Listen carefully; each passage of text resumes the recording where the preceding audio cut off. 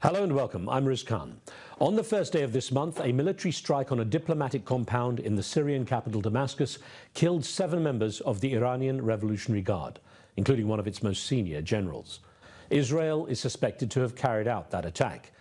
A week ago, reports were beginning to emerge that Iran's vowed response was imminent. And 48 hours later, Iran launched more than 300 drones and ballistic missiles against Israel, the vast majority of which were either destroyed by Israel's Iron Dome air defense system or intercepted by jets from the US and other Israeli allies. For some people, these two events represent a diplomatic success in the form of a high-stakes game being expertly played by opponents whose back-channel communications are ensuring hostilities don't spill over into a full-scale war. But for others, they represent a game-changer, and these people see a dangerous escalation of a deep-seated rivalry that was previously conducted through proxies rather than direct conflict. The fallout continues to raise a whole range of serious questions. In this edition of the show, we'll try to answer as many of them as possible with perspectives from Israel, Iran, and the US. And we begin with Israel's Deputy Consul General in New York City, Tzak Saad. Tzak, thank you for making some time for us. I have to start by asking you, how much warning did you get from Iran, and what sort of detail in terms of warnings? So it's not about warnings. It's about a threat that is ongoing from Iran. Iran is playing a destabilizing role in the Middle East for the Iranian regime, actually, for decades now. And this is part of its what they have been doing in the last years. And it's not that it was a warning or anything. We were ready because we were expecting something coming from Iran. Unfortunately, we were ready together with our allies in the region and the United States, of course. I'll touch on the background a little bit more in a moment. The casualty rate was very low. A young girl, sadly, was injured. But I wonder, had Israel's allies not been involved, how much more serious could the situation have been? Well, it just proves that it's not a matter of casualties or damage, actual damage. We have been preparing with defensive and defense system for years because we know what kind of threat the Iranian regime poses. By the way, not just to Israel but to the region as a whole. We've seen their capabilities in 2019.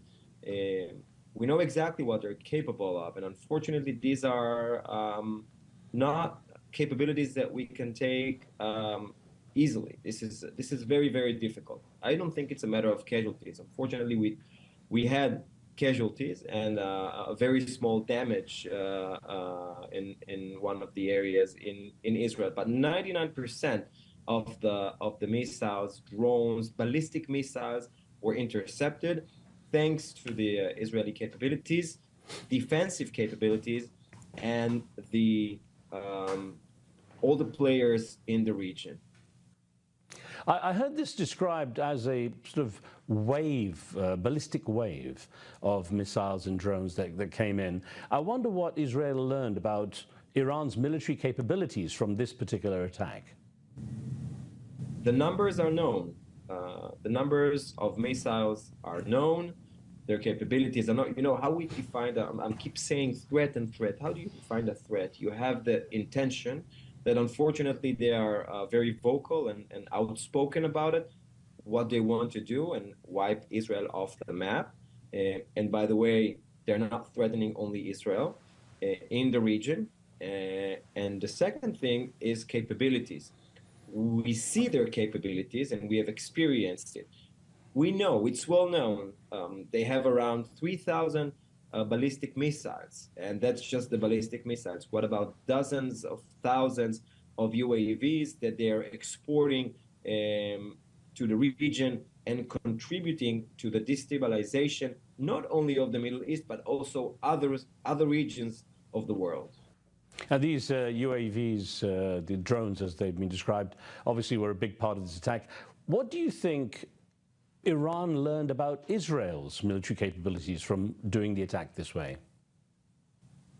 I think it's not just about military capabilities. Our capabilities are also known, and I think we've demonstrated them beautifully on Saturday.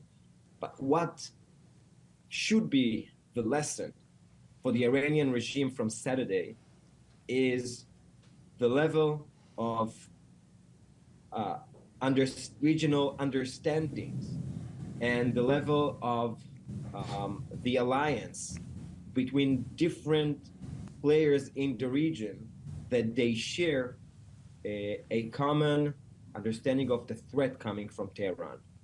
And this is a very, very strong message, and this is the lesson.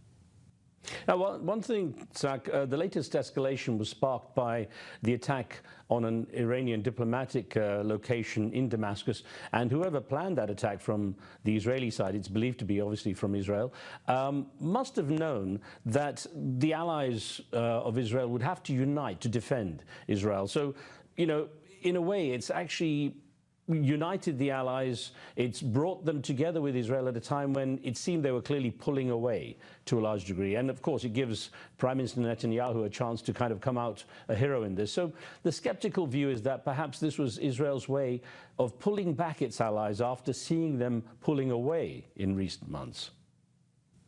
Look, I don't know what happened in Damascus, but I can tell you one thing. From different sources, it is quite clear that it was not an Iranian consulate that was targeted on that day. This is a narrative that the Iranians are trying to promote as kind of a pretext for their attack on Saturday. I don't think Israel should bring allies from the region together, and Saudis, Jordanians, they can speak for themselves. They don't need me to say that. But the threat is clear for them. And unfortunately, Iran demonstrated it in 2019 and later on. Just the number of the reports of their attempts to, I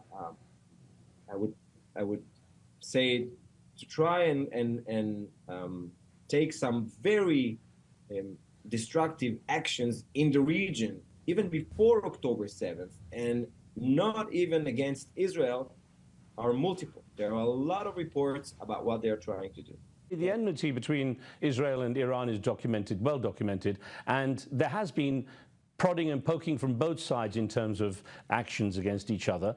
There are those who believe now that this is an opportunity that perhaps Prime Minister Netanyahu and his allies in the government are taking to drag this into a bigger conflict and put Israel in a stronger position by pulling the allies together for a wider escalated conflict.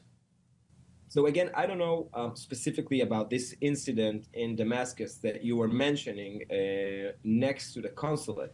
But I can tell you that Israel will hit and hits its enemies in Lebanon and in Syria, whether they are Lebanese, Syrian, or from other nationalities, because they have opened several fronts against Israel after October 7th. By the way, it was October 7th is an unprovoked war against Israel.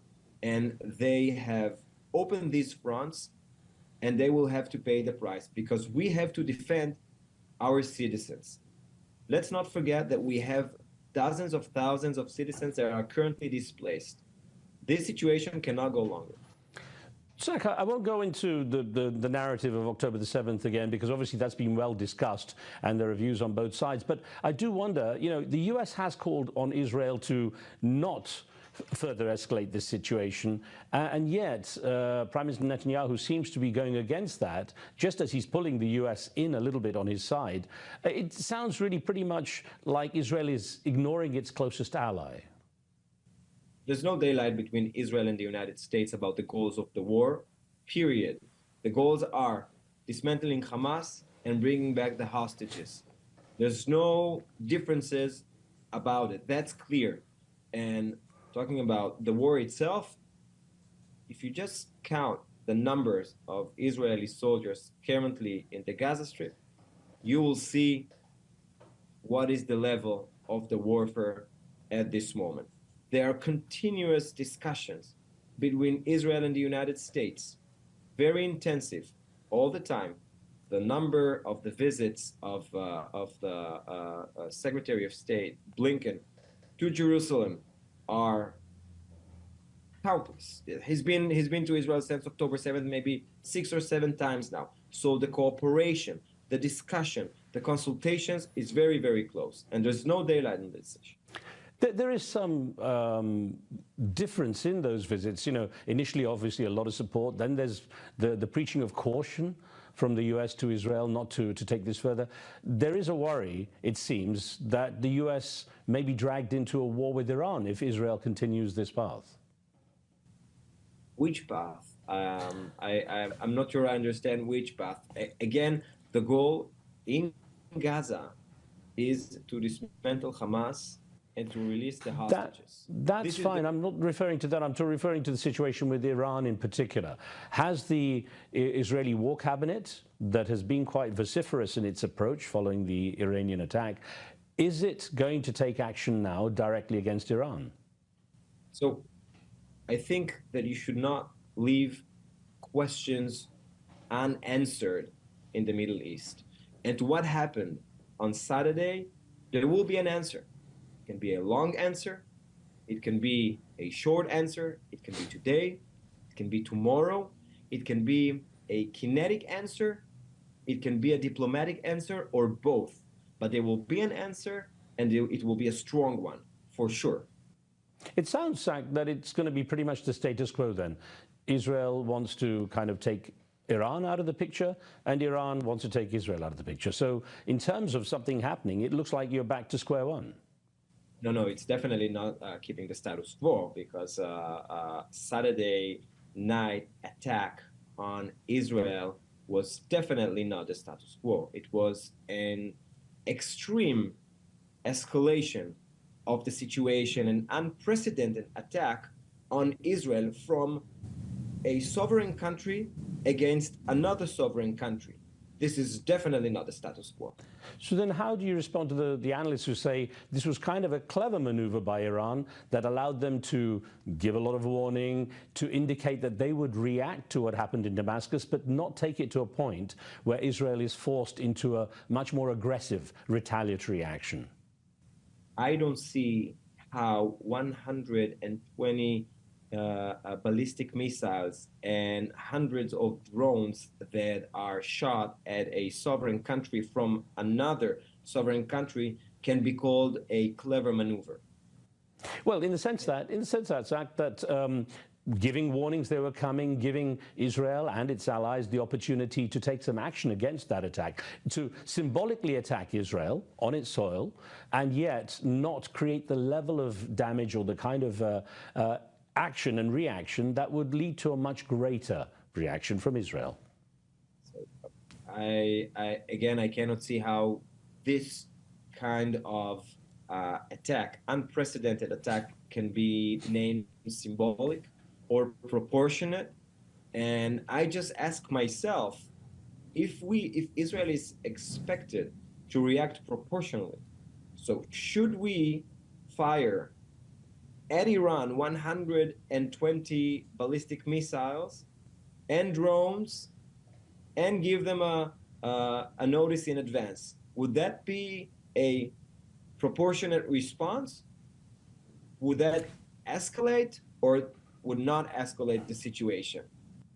Well, the point being is that this is a very different kind of attack. But one thing I want to ask you is the risk of the situation escalating into a wider conflict brings in the risk of Hezbollah getting engaged more, getting much more of a reaction from those who are against Israel in the region.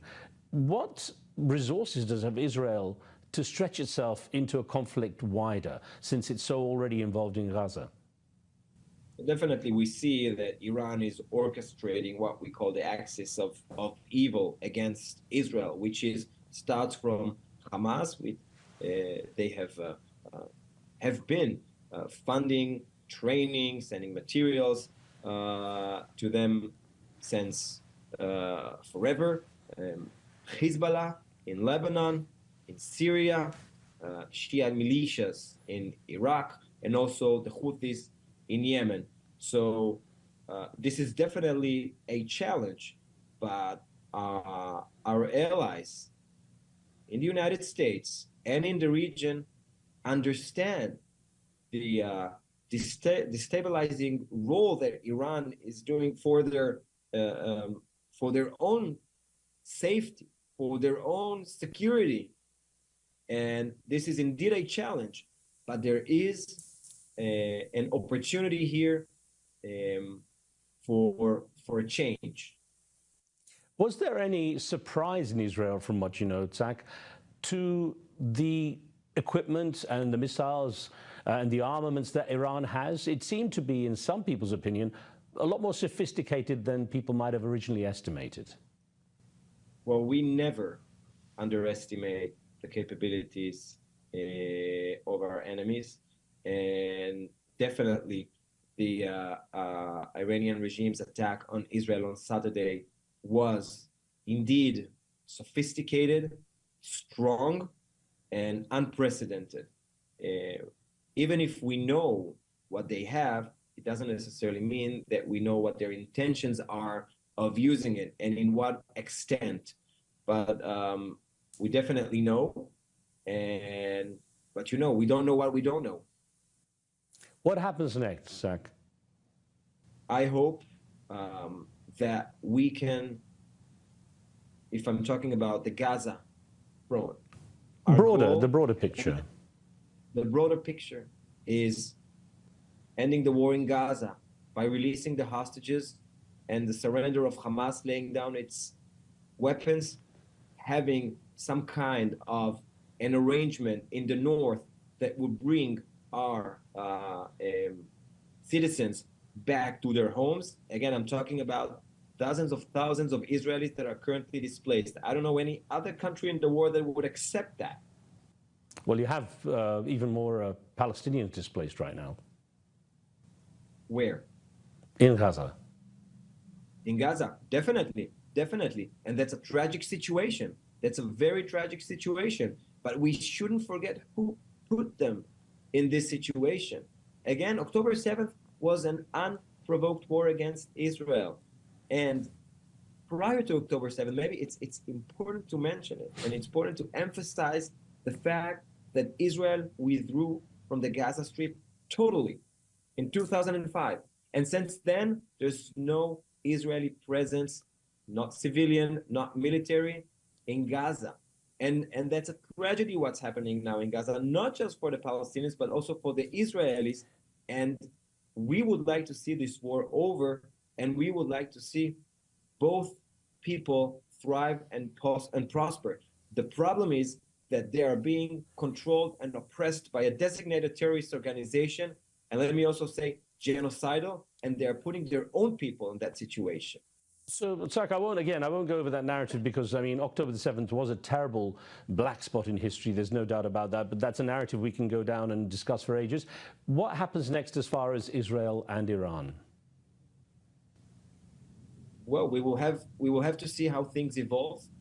Again, the goal is not to escalate the situation. As I mentioned, there will be an answer. There must be an answer for what we saw, because this is unprecedented. Again, not just in the fact that it was a sovereign country attacking another sovereign country, and unprecedented in the extent of the attack. So there will be an answer, and as I said, it can be also a mixture of kinetic and a very strong diplomatic response. What impact has this attack had on Prime Minister Netanyahu's status, position among the average Israeli person? Well, there is it's not the Prime Minister's war, or it's the citizens and the population of Israel, both Jews, Muslims, Christians, security. They would like to live in peace, and they would like to have security, and it's their war. It's not about the prime minister popularity or situation. We're now dealing with a very complicated situation where we, as you mentioned, have to combat in different fronts orchestrated by Iran. And it's definitely a challenge, but we have a unity government, and they run the situation, and it's not a war of the prime minister. Well, Taksar, I'm sure we'll have a chance to speak again. Thank you very much for making the time. Thank you so much.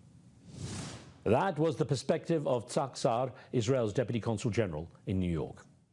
In the space of a few days, the US President Joe Biden went from calling Israel's handling of events in Gaza a mistake to declaring US support for Israel against Iran as ironclad. Now the US has called for Israeli restraint, but those calls seem to be falling on deaf ears following statements from the Israeli War Cabinet. So has Iran helped repair a relationship with the US that was looking increasingly uncomfortable over Gaza? I'm joined now by the Principal Deputy Spokesperson for the US State Department, Vedant Patel. Vedant, thanks for joining us on the show. First question really is, which is the most provocative of the two, Israel's attack on Iran in Damascus or Iran's response with its attack on Israel? Well, the important thing to remember is that since October 7th, we have been incredibly clear to all regional parties that it is really important that there not be escalation. The United States is certainly not looking for any kind of all-out conflict in the region. But let me just be unequivocally clear. We, in the strongest terms, condemn Iran's attack on Israel over the course of this past weekend, and our commitment to Israel's security and its self-defense is ironclad. The issue is this, that though Iran seemed to conduct a very interesting attack with warnings given ahead of time, the way it was structured was almost to cause a noise without really creating something that seemed like a major escalation.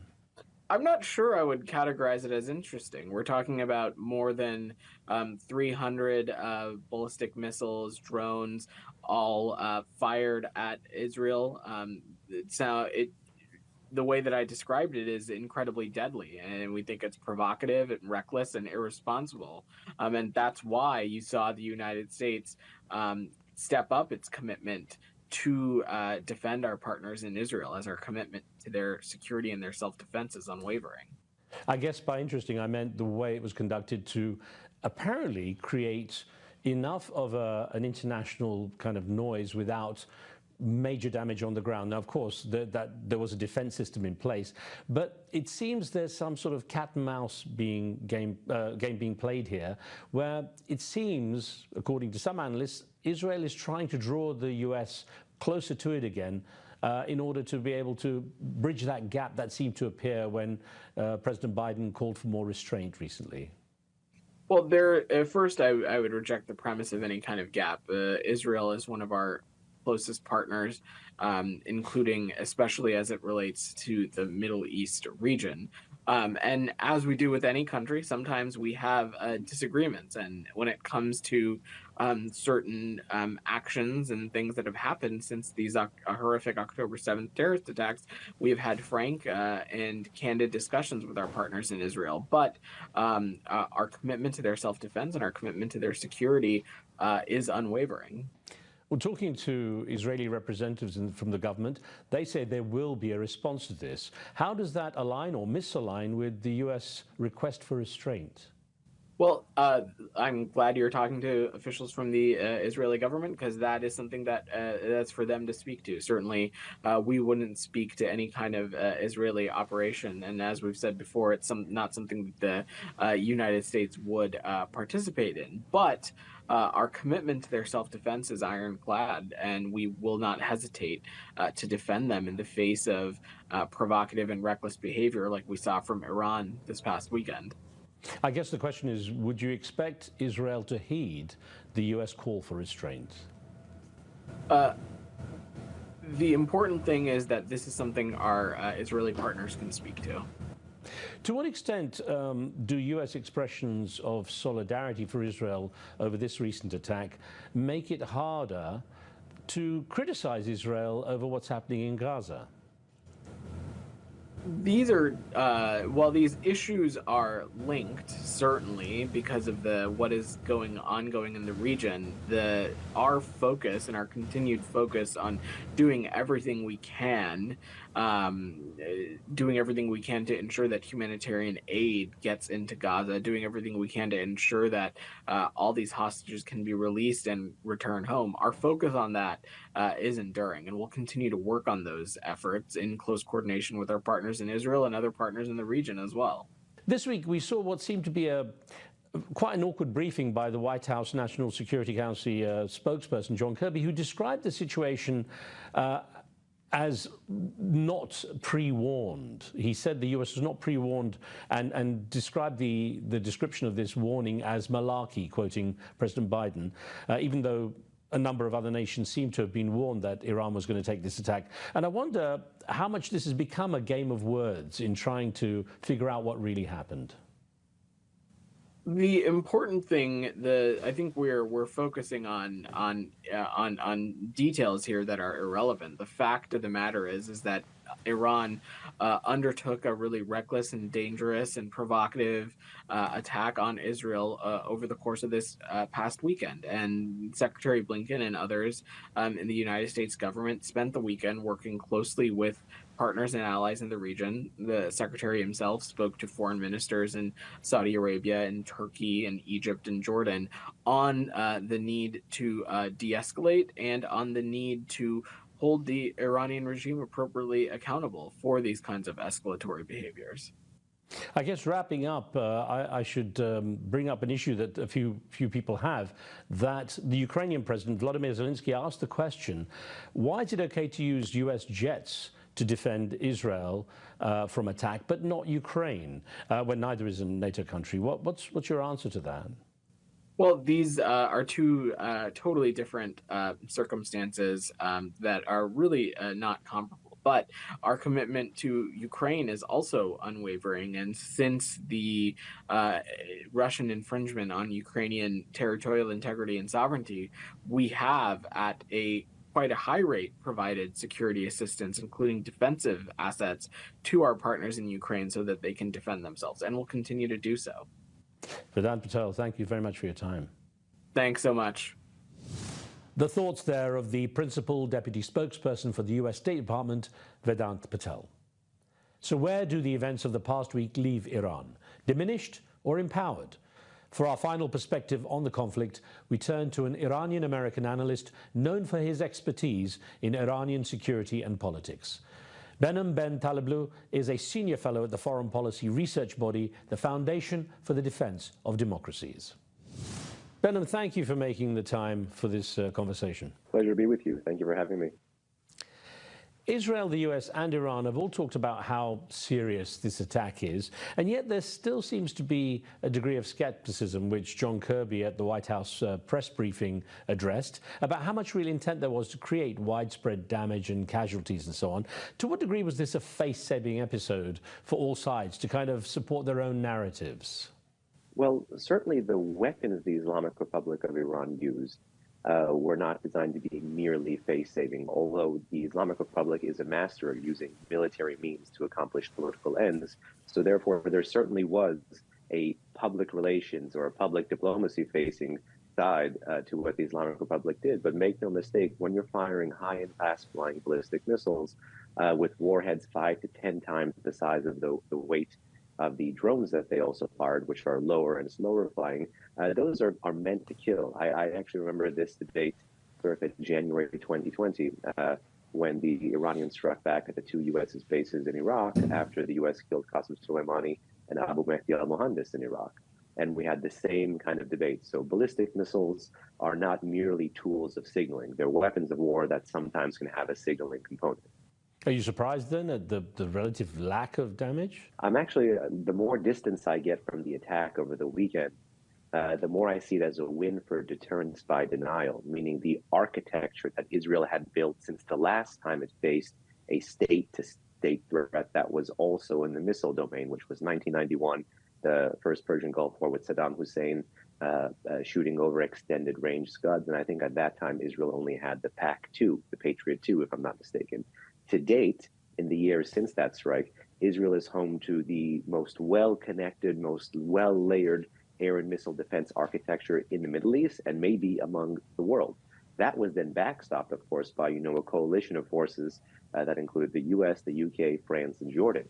And to that degree, the Islamic Republic, which in its history had only fired ballistic missiles from its own territory, a handful of times during peace, had never struck a defended target, which is very much akin to someone saying, I don't like black pepper on my risotto, but then pouring a gallon of Tabasco. One is not prepared for the other. What do you make then of the whole debate of warnings being given so far in advance by the Iranians? Some of the reporting, particularly the reporting that we've seen in the past 48 hours, talking about a Turkish channel, the Iranians allegedly warning the Turks, the Americans also vis-a-vis the Swiss. Listen, the Iranians benefited immensely. I would say benefited much more so from the 12 days between the killing of Brigadier General Zahedi in Damascus to the firing of their drones and missiles on April 13th or April 14th, because of the panic and the terror that they were able to instill, not just in Western media, but also on the ground in Israel itself. Lest we forget, the Islamic Republic of Iran is the world's foremost state sponsor of terrorism, and they're able actually to inject this terrorism in a boom and bust cycle at a time of their choosing. So I think that was precisely why they wanted to have this dribs and drabs of information come out, because they could weaponize it, and this would redound to its status dividend that the revisionist revolutionary Iran is able to make everyone fear these things, and a security dividend, which is to say that one ought to fear these things because of the track record of these weapons. But after the strike, I think there is certainly a different track record, and ironically, the regime may have painted more of a target on its back, given the lack of military effectiveness we all witnessed. So you don't buy into this idea that this was Iran's way of creating some kind of symbolic response that would allow it to save face with its allies and its people, and yet show that there was a response to what Israel had done on its own facilities in Syria? I don't deny the political logic that went into the strike, indeed the face-saving logic that the regime felt it had to exercise. Lest we forget, the regime had absorbed not just this attack, but several rounds of cyber attacks, sabotage against Iranian nuclear and military facilities inside Iran, as well as lots of erosions of its position, as well as the position of some of its proxies in Syria for several years now. And in fact, Israel became increasingly public about those operations in Syria that it called the war between the wars, or the campaign between the wars. So there was a political component to it. I simply think that this was the drop that overflowed the bucket. And that's why this nature of the strike, which is the first overt land-to-land public ballistic missile operation from Iranian territory against Israel, when for 45 years the regime had been fighting in the shadows, is so significant. It's the merging of all those rationales. Now, of course, the attack did provide the Israeli leadership with some degree of support domestically and internationally at a time, of course, when support has been waning. To what extent do you think this actually had a unifying effect of the people, with the people of Iran, with its leadership? Well, this is actually very interesting because many have talked about the regime needing to save face due to some kind of domestic pressure. The funny thing is, since 2009, Iranians have been protesting, chanting, not Gaza, not Lebanon, my life for Iran. Since 2018, they've been protesting and chanting, forget Syria, think about us. Since 2019 and into the present, they've been chanting, where is the oil money? It's been spent in Palestine. And even much more recently, they've been escalating their rhetoric, targeting the Palestinian issue, the more the regime has doubled down on the Palestinian issue. So you couldn't have a bigger divergence in the Middle East between the state in Iran and the society in Iran. So if the regime was engaging in domestic signaling, it was more so to save face with regime elites who were fellow hardliners, or to signal resolve to the Iranian population, which the regime had been repressing, as we now know, after those different rounds of protests, particularly after the Mahsa Amini protests. So with recent years, Hamas and Hezbollah firing rockets at Israel as Iran's proxies, according to most analysts. Is this going to change as a result of this, and we see Iran more directly targeting Israel itself? Well, in the aftermath of the strike, the commander of Iran's Islamic Revolutionary Guard Corps, Hossein Salami, talked about a change in doctrine, meaning that if Iran was threatened or attacked, or if its external interests were threatened or attacked, the regime would reserve the right to respond from within Iranian territory. And that's why now the potential Israeli response is going to be very interesting to see. Not just because before the strike, Israelis had said, if you strike Israeli territory, we will strike Iranian territory. I even think they tweeted something to that effect, tagging the supreme leader of Iran in this kind of tit-for-tat commentary. But also because if the Israelis strike something outside of Iran, would the regime risk again the attribution that comes from launching from your own territory and the signature that comes with it? And again, cobbling together that coalition against it when it comes from such a public brazen act from your own territory. It's an open question. So what response could you see from Israel now that would be appropriate according to what Israel demands, and yet not escalating things and spiraling it to an uncontrollable level? Well, I think at this point in time, we are within the confines of an escalation spiral. It would be dishonest to say otherwise, not just because of the Iranian response, not just because of the killing of Brigadier General Zahedi. We have to see what has been going on here pre-October 7, post-October 7. And one reality is I don't see a world in which a post-October 7 Israel is going to be content with an adversary that is the world's foremost state sponsor of terrorism, home to the biggest ballistic missile arsenal in the Middle East, now pursuing a nuclear weapons program where, by the way, no one has been talking about Iran's growing atomic infrastructure since the terrorism focus was put on the region since October 7. I don't see them sitting back and just absorbing that. Now, a dampener to this, of course, is the drama between President Biden and Prime Minister Netanyahu that we've seen erupt again and again during the past 6 months of the conflict in Gaza, as well as as we get closer and closer towards the U.S. presidential cycle, that too may factor in. But again, I do think when the Israelis telegraph that if you strike Israeli territory, we'll strike Iranian territory, they mean it. And to that end, we could see mixed responses. One might see a cyber attack that is covert and then something overt outside of Iranian territory first to test that doctrine that Hossein Salami had talked about. Conversely, more recent outlets like CNN are reporting that there might be a narrow, tailored, limited strike, perhaps to contrast the inaccuracy of Iran strikes with the hyper-precision of Israel strikes. It still really is anyone's guess. How do you regard the thought that this was Israel's way of poking Iran enough to elicit a response that would bring the US closer to it again after recent warnings of its situation in Gaza and the US the leadership seeming to pull away from Israel? There are some actually who, even before the Israeli strike that killed Brigadier General Zahedi in Damascus, there are some who even saw this campaign between the wars, or for instance, a few years back, the targeted killing of Mohsen Fakhrizadeh Mahabadi, Iran's chief nuclear scientist in Iran, by Israel, or some of the drone attacks against Iranian drone facilities in Iran, saw all of this not as a way to manage the Iran threat by the Israelis. Some folks saw this as a way to provoke Iran into a conventional response that would then allow Israel to play on the terrain that it wants. I don't necessarily see it that way because the Israelis take out these targets based on my assessment as targets of opportunity. If the intelligence is there and they have the capability, they will act on it. That's largely been the modus operandi of the IAF and IDF and everything else. But it's interesting to note that before the Iranians responded on April 13, April 14, you've had people like Iran's former ambassador to Iraq flood the airwaves in Iran, talk about that this is a trap, that if we respond overtly and kinetically, we'll be playing on the battlefield that the Israelis are masters of, which is, again, conventional military force. And it's not ironic that every Iranian ambassador to Iraq since the fall of Saddam has been a Quds Force official. So naturally, this individual's prescription for how to respond was to target an Israeli embassy in Europe. That's what he put forward. Do you believe that Iran really would want to engage in a wider regional escalation? I believe the Islamic Republic is comfortable with wider regional escalation, but not comfortable with a regional war that lands on its doorstep. You know, the 1980-1988 Iran-Iraq war really is the never again moment. It's the issue that all of Iran's political and security elite cut their teeth in and their national security doctrine flows from. In fact, it was that conflict that saw the first use of Iranian drones, saw Iran procuring ballistic missiles and ultimately producing ballistic missiles. There's a straight line from that conflict to how the regime has been adjudicating the rest of its fights in the Middle East today.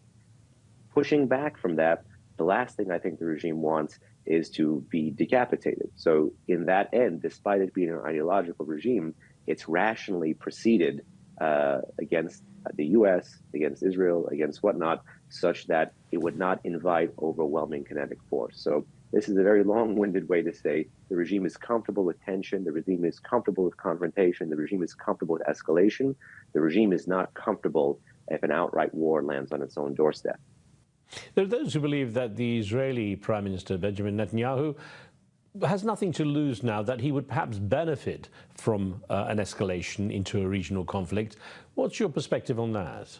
I've heard that, and I understand that vis-a-vis the Iran context. The reason I disagree with it is well before April 13, 14, and well before April 1, which was the strike in Damascus, many had said this about Israel's engagement vis-a-vis Lebanon.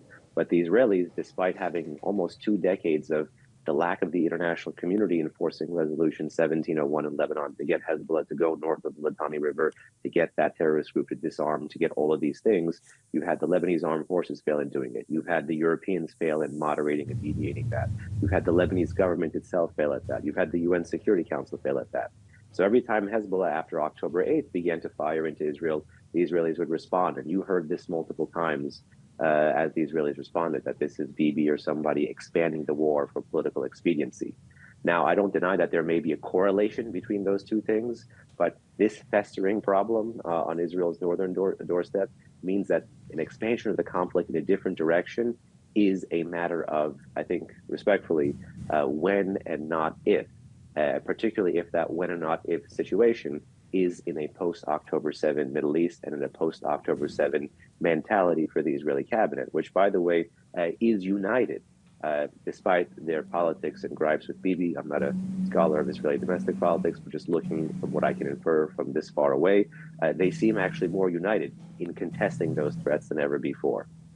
Yet, what capacity could Israel have to take on conflict on broader fronts, to expand its military actions, considering how much it's eating up its resources in Gaza?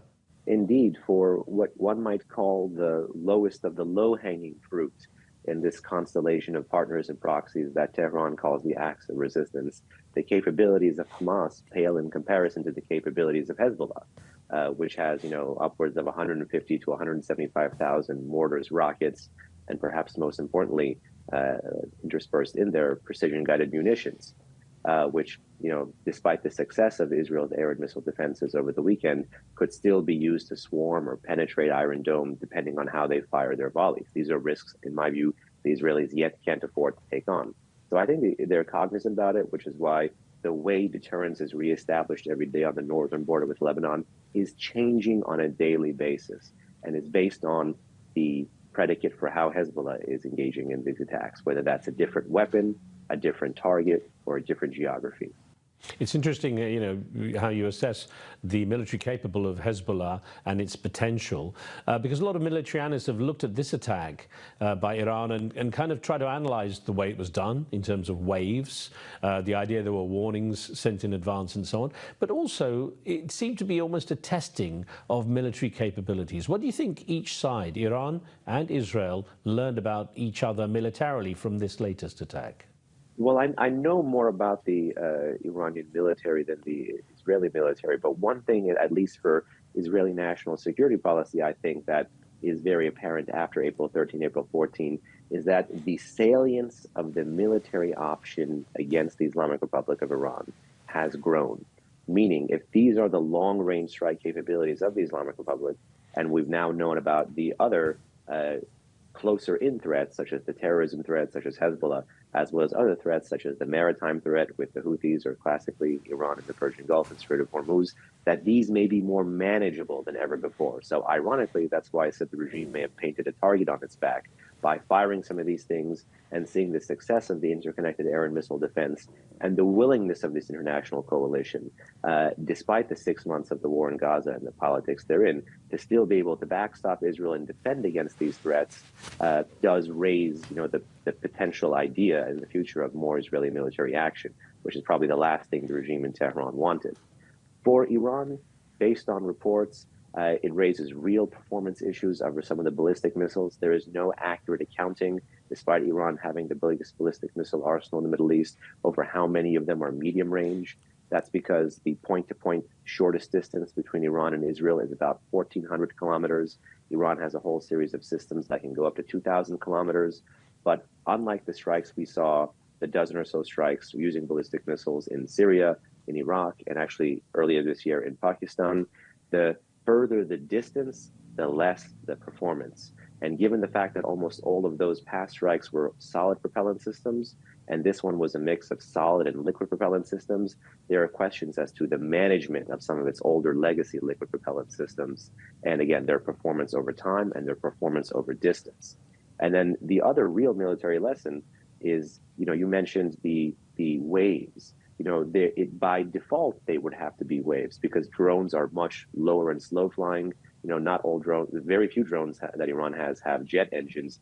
Almost all of them are piston engines compared to, the motors and engines on Iran's missiles or the turbojet or turbofan engines on Iran's land attack cruise missiles. So the layering that we see is closely akin to the layering we've seen by the Houthis and the layering by the Russians in Ukraine. The difference is in those jurisdictions, the Houthis and the Russians are able to be more effective with these low and slow flying drones because of the lack of an air force. Whereas when the Iraqi airspace was shut and the Jordanian airspace was shut, that's why you had all this imagery coming out from jets targeting these Iranian drones, almost akin to shooting fish in a barrel, which is why barely any Iranian drones even got close to the Israeli border. I appreciate your perspective on the conventional weapons as you've been discussing them now, but I find myself also a bit surprised we're discussing conventional weapons to this degree when, according to a lot of people, conflicts would be moving into cyberspace, and that perhaps Iran and Israel would be more focused on online attacks and the hacking and so on, as opposed to going so much into a direct military conflict.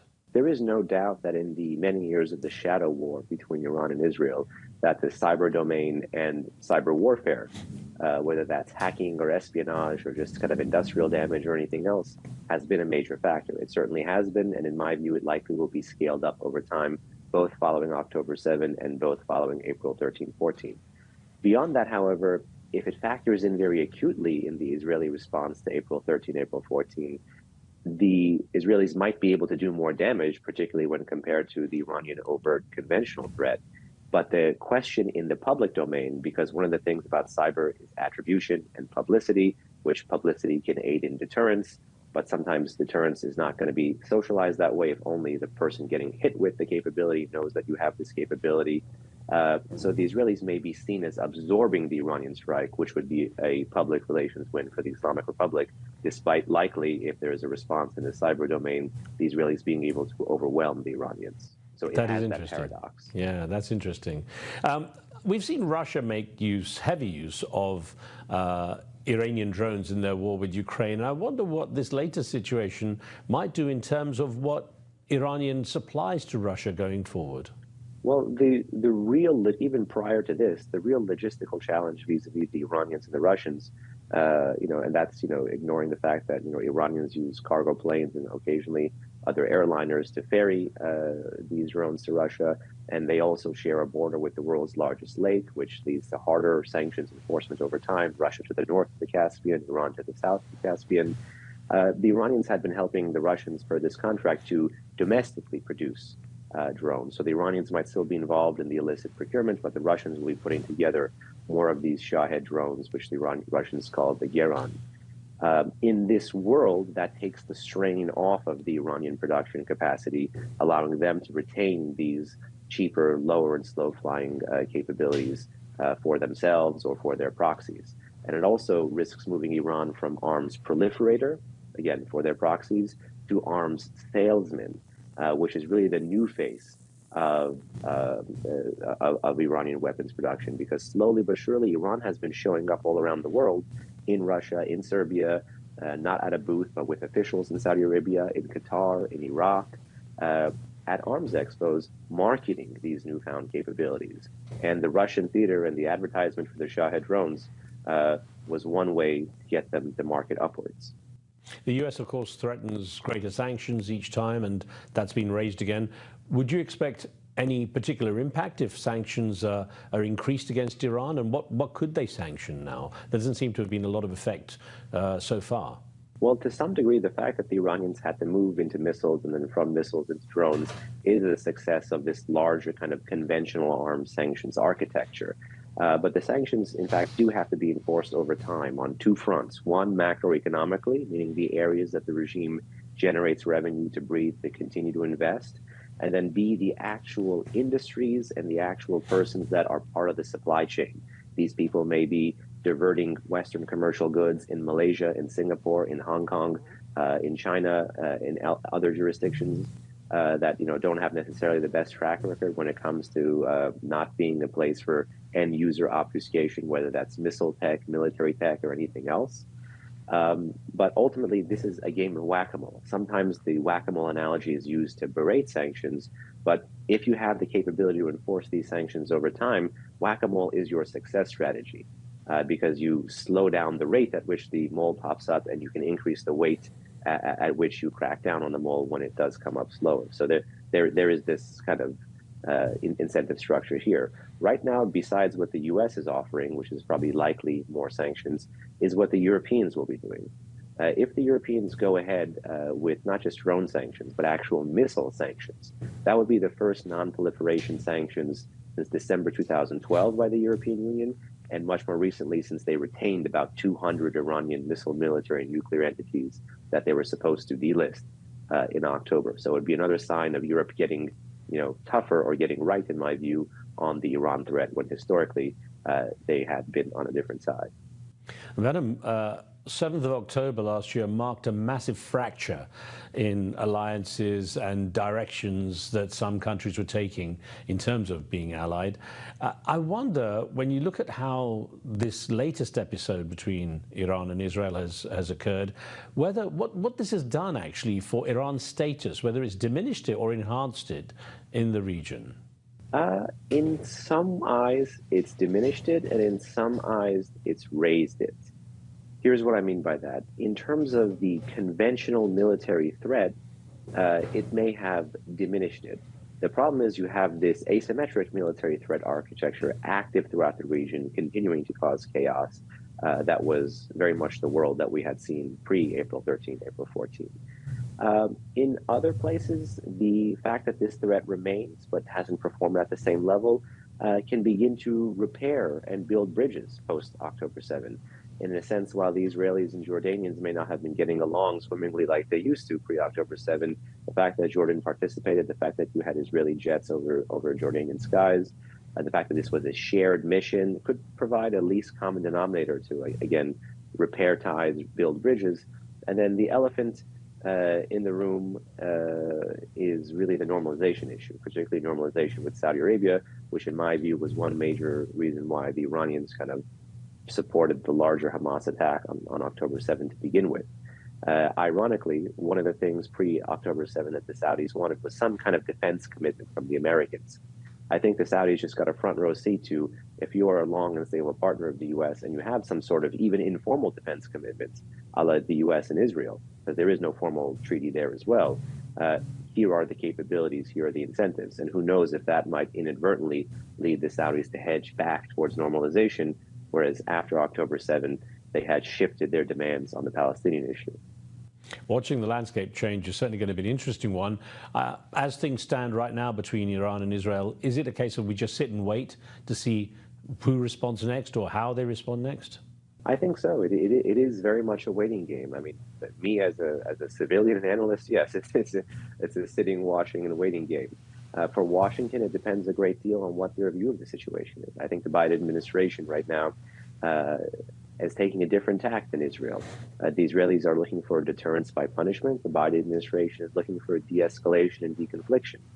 Partly one reason why I think the Iranians took the massive gamble that they did with that overt strike from their territory is that they may have had a good read of the Biden administration, this desire for de-escalation, deconfliction, such that if there was going to be an Israeli response or retaliation, it would begin to draw into question this tight U.S.-Israel security coordination, which we just saw in spades in terms of the defense architecture on April 13, April 14.